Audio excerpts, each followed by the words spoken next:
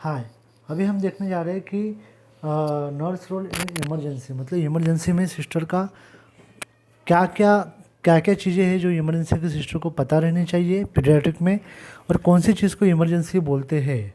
बराबर, अगर सिस्टर को यही पता नहीं कि पेशेंट बैड है या पेशेंट इमरजेंसी में है तो सिस्टर कुछ कर ही नहीं पाएंगे आगे।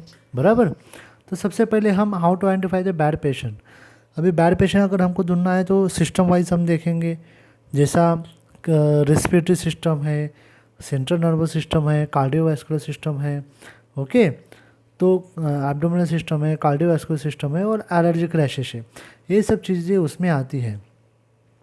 तो हम रेस्पिरेटरी सिस्टम देखेंगे। रेस्पिरेटरी सिस्टम में if the patient is having the respiratory rate very high, बराबर, मतलब पेशेंट को टैकिपनिया है।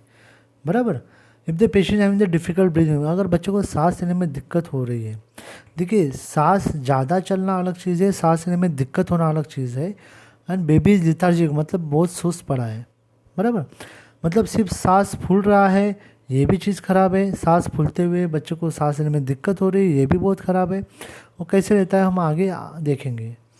सेंट्रल नर्वस सिस्टम कैसे, क्या हम बैड पेशेंट को देखेंगे, जैसा बच्चे को ज़्यादा बुखार रहना, बच्चों को अकड़ी आना, बच्चा बेहोश रहना, ये सब चीज़ें उसमें आती है। एब्डोमिनल सिस्टम मतलब बच्चे का पेट दुख रहा है। कार्डियोवैस्कुलर सिस्टम मतलब बच्चे का ओट नीला हो गया है, नाक का शेंडा भी नीला हो गया है, ओके। ये सब चीज़ रहती है जो कार्डियोवैस्कुलर सिस्टम खराब है ऐसा बताती है। और आखिरी चीज़ है एलर्जिक रैशेस। तो एलर्जिक रैशेस रहे तो भी बच्चों को तकलीफ हो सकता है, ओके। चलो, अभी यहाँ पे हम देखेंगे रेस्पिरेटरी सिस्टम में टैकिपनिया कैसे देखते हैं, ओके। अभी यहाँ पे हम देख रहे हैं टैकिपनिया, ओके। मतलब देखिए आप, बच्चे का जब सांस बहुत ज़्यादा चल रहा है ना, तो बच्चे की फसलियाँ अंदर जा रही हैं, ओके। इसको टैकिपनिया बोलते हैं, रेस्पिरेटरी डिस्ट्रेस बोलते हैं। आप देख रहे हो सीना उसका कितना ज़ोरों से धड़क रहा है। एट द सेम टाइम आप उसके नाक की पुतलियाँ अगर देखोगे तो नाक की पुतलियाँ भी हिल रही है, तो सीना भी उसका बहुत धड़ रहा है। और जो सीने में जो रिब्स रहती है और रिब्स के बीच का एरिया नीचे खींचा जा रहा है। एट द सेम टाइम नीच का रिब्स का जो सबसे नीचे वाली जो रिब्स है, ओके, वो भी उसके पेट को अंदर खींच रही है, ओके।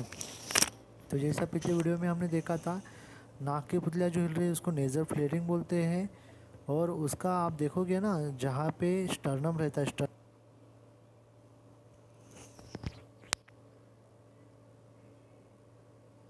अभी यहाँ पे हम देख रहे हैं सुप्रास्टर्नल रिट्रैक्शन, ओके, फिर इंटरकोस्टल रिट्रैक्शंस, ओके।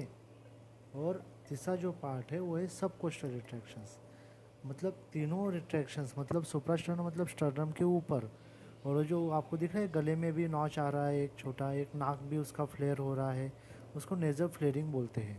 मतलब नाक की पतलियाँ हिलना, स्टर्नम के ऊपर का भाग अंदर जाना, रिब के अंदर का भाग अंदर जाना और रिब के नीचे का भाग भी अंदर जाना, उसको बोलते हैं सुप्रास्टर्नल, इंटरकोस्टल और सबकोस्टल रिट्रैक्शंस। और जो स्टर्नम रहता है जहाँ पे रिब अटैच रहती है, वो भी अगर अंदर खींचा जा रहा है, इसका मतलब बच्चे को सांस लेने में दिक्कत ज़्यादा हो रही है।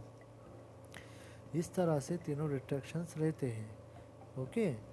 ग्रंटिंग, ग्रंटिंग मतलब क्या रहता है ना, कि बच्चा सांस लेता है तब एक तरह का आवाज़ आता है, गर गर गर गर, इस तरह से आवाज़ आता है, उस आवाज़ को ग्रंटिंग बोला जाता है, ओके। तो आपको पहले रिट्रैक्शन समझ लेना ज़्यादा ज़रूरी है। और अब ये सब हो जाने के बाद ये देखो, rocking motion of the chest and abdomen, मतलब जब बच्चे को सांस लेने में ज़्यादा दिक्कत रहती है तो आप देखोगे नाक की पुतलियाँ भी हिल रही है उसकी, उसका सीना भी हिल रहा है, उसका पेट भी ज़्यादा हिल रहा है, इसका मतलब बच्चा ज़्यादा प्रॉब्लम में है, ओके। ओके, तो इस तरह से हमने रेस्पिरेटरी प्रॉब्लम देखे। तो रेस्पिरेटरी में हमको ये देखना था कि बच्चे की अगर सांस फूल रही है तो कैसे हमको पहचानना है। आपको पहले पता तो चले कि बच्चा बैड कैसा है, इसके लिए ये वीडियो प्ले किया गया था और इसमें बहुत अच्छी तरह से दिखाया गया है। देखिए, सिंपल चीज़ बताता हूँ, बच्चे की सांस फूली है ये कैसे पहचानते हैं। सबसे पहले इंपॉर्टेंट चीज़ है उसके नाक की पुतलियाँ। नाक की पुतलियाँ अगर हिल रही है मतलब बच्चा सीरियस है, बच्चा ठीक नहीं है, बच्चा ख़राब है, तुरंत डॉक्टर को बताना ज़रूरी है। फिर अपना नीचे का पार्ट आता है जहाँ पे हम गला बोलते हैं। गला का जो रहता है, जो अपना क्लेविकल्स रहते हैं। ओके, क्लेविकल के दोनों क्लेविकल के बीच में छोटा गैप रहता है, बराबर। नॉर्मली हम जब सांस लेते हैं तो वो गैप नीचे नहीं जाता है, लेकिन जब सांस लेने में दिक्कत रहता है तो वो गैप अंदर चला जाता है, उसको बोलते हैं सुप्रास्टर्नल रिट्रैक्शन, बराबर। अभी उसके नीचे थोड़ा सा पार्ट आते हैं, हमारी रिब्स रहती है, बराबर ना। रिब्स रिब्स कहाँ पे आके ज्वाइन होती है? स्टर्नम पे, बराबर ना। तो अगर रिब्स के बीच का जो मसल्स है वो अंदर खींचे जा रहे हैं, मतलब उसको क्या बोलते हैं? इंटरकोस्टल रिट्रैक्शंस, बराबर। और जहाँ पे स्टर्नम है, वो स्टर्नम भी अगर अंदर खींचा जा रहा है उसको बोलते हैं स्टर्नल रिट्रैक्शंस, बराबर। और अभी रिब्स, जहाँ पे सब रिब्स खत्म हो जाती है, जहाँ पे अपना सीना खत्म हो जाता है, पेट चालू होता है, तो सीने और पेट के जंक्शन के बीच में जो गैप रहता है वो भी अपना ज़्यादा अंदर, वो बोलते हैं ना फसलियाँ अंदर खींची जा रही है। ओके, तो उसको बोलते हैं सबकॉस्टल रिट्रैक्शंस। इस तरह से चारों रिट्रैक्शंस, तीनों रिट्रैक्शंस बहुत ज़रूरी है।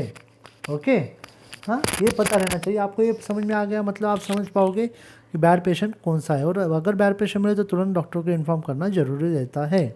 चलो, अभी यहाँ पे अभी सेंट्रल नर्वस सिस्टम।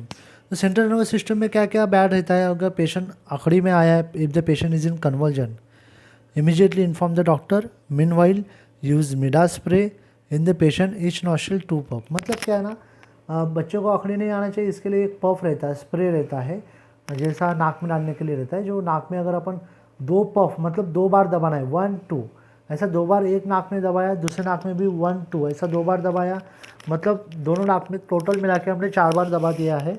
और इससे क्या हो जाता है कि अखड़ी कंट्रोल आने में अपने को मदद हो जाती है। ओके, अब कीप पेशेंट माउथ ओपन, मतलब अगर अखड़ी आ रही है तो बच्चे का मुंह खुला रखने का कोशिश करो, मुंह के बीच में उसको कुछ कपड़ा या कुछ पेन वगैरह ऐसे दबा के रखो ताकि जबान कटे ना बच्चे की, बराबर। क्योंकि दांतों के बीच में जबान आ जाती है ना तो फिर प्रॉब्लम हो जाता है, मतलब जबान कट जाती है, किसी किसी बच्चों में ये हुआ है। Provide oxygen by nasal prong, मतलब जिस बच्चों को अखड़ी आया है, बच्चा आपको लग रहा है होश में है लेकिन अखड़ी है फिर भी उसकी, तो आप उसको नेजल प्रोंग से ऑक्सीजन दे सकते हो। वैसे आपको डॉक्टर सलाह भी करेंगे, कुछ प्रॉब्लम नहीं है, इसे आपको पता रहना चाहिए। Sometime patient come as unconsciousness, then see patient pulse, if pulse is there means patient is unconscious, if not then the patient is dead. अभी ये चीज़ क्यों ज़रूरी है? बेहोश पेशेंट 2 तरह के रहते हैं। एक पेशेंट जो बेहोश रहता है, जिसको अखड़ी आ गया है, अखड़ी आने के बाद थोड़ा बेहोशी आता है, वो बेहोश पेशेंट। और दूसरा पेशेंट है जो अभी जिंदा नहीं है, वो पेशेंट, बराबर ना। तो जो जिंदा नहीं है और जो बेहोश अखड़ी के कारण बेहोश हुआ, उन दोनों में अंतर ये है, उनकी हाथ की नली को आप अगर उनके पल्सेस चेक करोगे तो जो पेशेंट जिंदा नहीं है उसके पल्सेस बंद मिलेंगे आपको, लेकिन जो पेशेंट अखड़ी के कारण बेहोश हुआ है उसके पल्सेस चालू मिलेंगे।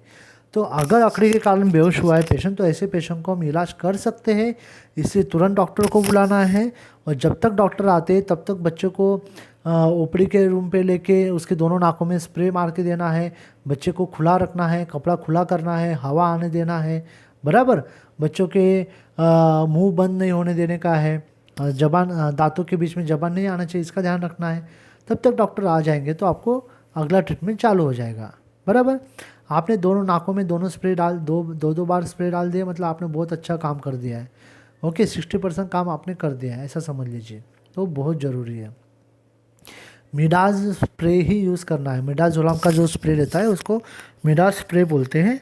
ओके, और मीनवाइल अगर, हाँ, ये क्यों आपको बता रहा हूँ, अनकॉन्शियस पेशेंट के बारे में आपको ज़्यादा पता रहना ज़रूरी है, क्योंकि अगर पेशेंट जिंदा नहीं है और पेशेंट को आप डॉक्टर गए हैं खाना खाने के लिए और वो अनकॉन्शियस पेशेंट है, जिंदा नहीं है, और आपने वहाँ पे उसको आपने रख दिया, बोल रहे डॉक्टर आ रहे हैं आधे घंटे में, डॉक्टर आधे घंटे के बाद आता है बोलता है ये पेशेंट तो जिंदा नहीं है, तो रिलेटिव क्या करेंगे फिर?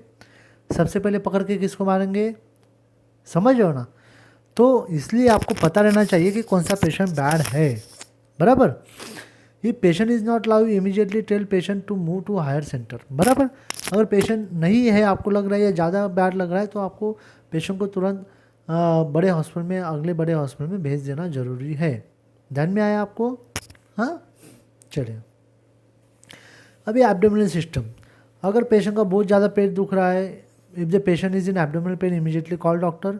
If admitted patient can give, if admitted patient is there then you can give Cyclopam, Buscopan, okay, as per the advice of the doctor. Got it.